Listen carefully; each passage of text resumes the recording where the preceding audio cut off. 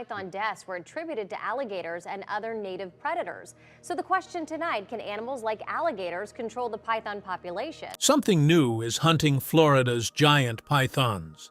For years, these snakes ruled the Everglades, the apex predator that swallowed alligators and deer whole and feared nothing alive. We all tend to root for an animal that punches above its weight class. And here was a native creature pushing back against an invasive apex predator that wasn't supposed to have any equal. Then the biologists tracking those pythons started losing them. One radio signal after another went dark. At every coordinate they reached, there was no carcass, no blood, no sign of a struggle. Only the transmitter, still beeping from inside something else's body. Something that had swallowed an apex predator whole and slipped back into the black water without a trace. Then a camera finally caught what was doing it, and the footage left a room full of biologists speechless. The disappearing data. Let me back up and explain how this started, because the project began as about the most unglamorous science imaginable.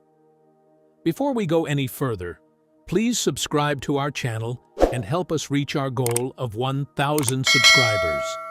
Your support helps us bring you more incredible true stories like this. Ian Bartoshek and his team at the Conservancy of Southwest Florida were running what looked, on paper, like a routine field study across the wetlands of the Picayune Strand and the edges of Big Cypress National Preserve. Surgical transmitters implanted into Burmese pythons, radio tracking through the swamp, movement corridors, hunting ranges, survival data. The Conservancy's python program run with the U.S. Fish and Wildlife Service. The kind of slow, methodical work that ends up in a spreadsheet, not on the evening news. Here's what you need to understand before any of this makes sense. In the Everglades, the Burmese python sits at the very top. The apex predator, the animal everything else learned to fear. It eats alligators. It swallows deer whole. It can empty an entire wetland of life and keep going. Nothing in that swamp was supposed to be capable of touching it.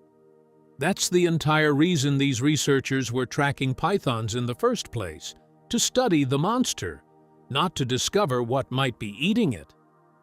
Day after day, the team waded through chest-high water, following the signals. Heat pressing down like a physical weight. Cypress roots grabbing at their boots. Saw grass sharp enough to cut skin. The slow, unglamorous labor of learning how an invader moves through a place it was never meant to be. It matters what these transmitters actually were, because it shapes everything that follows. These weren't flimsy tags clipped onto a scale. They were surgical units implanted inside the animal, engineered to broadcast for months, built to keep pulsing through miles of flooded wilderness, no matter where the snake dragged them. So, when one went silent, the first assumption was always a dead battery or a malfunctioning unit, never that the snake itself had simply vanished. To these massive eating machines, the Everglades is a buffet that never closes. Pythons this size do not just disappear. And then the signals started dying. Not the transmitters. That's the detail you need to sit with. The hardware kept pulsing exactly on schedule. A clean little electronic heartbeat broadcasting from a fixed point in the swamp. It was the pythons wearing that hardware that were vanishing. Python 19 was the first to go. 3 weeks of clean data, movement patterns, rest cycles, activity windows, all of it textbook perfect.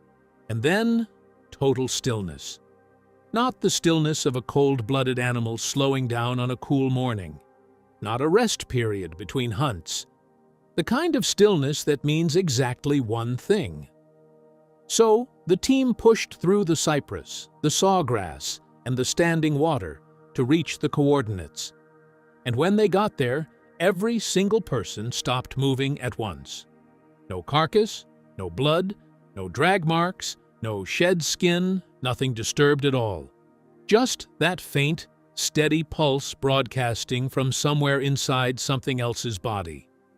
They circled the spot, checked the water, checked the brush, followed the signal straight to its source, and there was nothing to find. Nothing except a transmitter, beeping up out of the muck like a clue with no crime attached to it yet. Something had swallowed their python whole, transmitter and all. And whatever it was still out there, still moving, still digesting. Think about what that actually requires. A Burmese python isn't a mouse. It's a muscular, fast-growing constrictor, the thing every other animal in that swamp learned to run from. And something had taken one down so cleanly that a trained crew standing on the exact spot couldn't find a single trace it had ever happened. And then it happened again. October of that same year, 2 more signals went flat. 2 more pythons gone, without a carcass, without evidence, without a single drop of blood. 2 more transmitters pulsing patiently from coordinates where a living animal used to be. Once is a fluke, a freak accident, a 1 in 1,000 event you'd probably never see twice. But this made 3. 3 snakes, 3 transmitters. Each one recovered from inside something the team couldn't identify. Something still out there, hunting in a swamp, absolutely crawling with researchers and cameras. And not one human being had laid eyes on it. So they took what little evidence they had to the lab and ran X-rays. And then they stood in front of the imaging screen and went completely silent. Right around here, the study stopped being a study. One of the people involved later described the work as feeling closer to a crime scene. Wildlife CSI, standing over a patch of swamp where a body should have been, finding only a signal where it used to be. They weren't tracking pythons anymore. They were investigating their deaths, with no suspect, no weapon, and no real idea what they were even looking for. A python spine, intact, curled up inside the stomach of something else. The surgical transmitter still sitting there, still broadcasting from inside a predator nobody could identify. One of the animals they pieced back together had measured over 50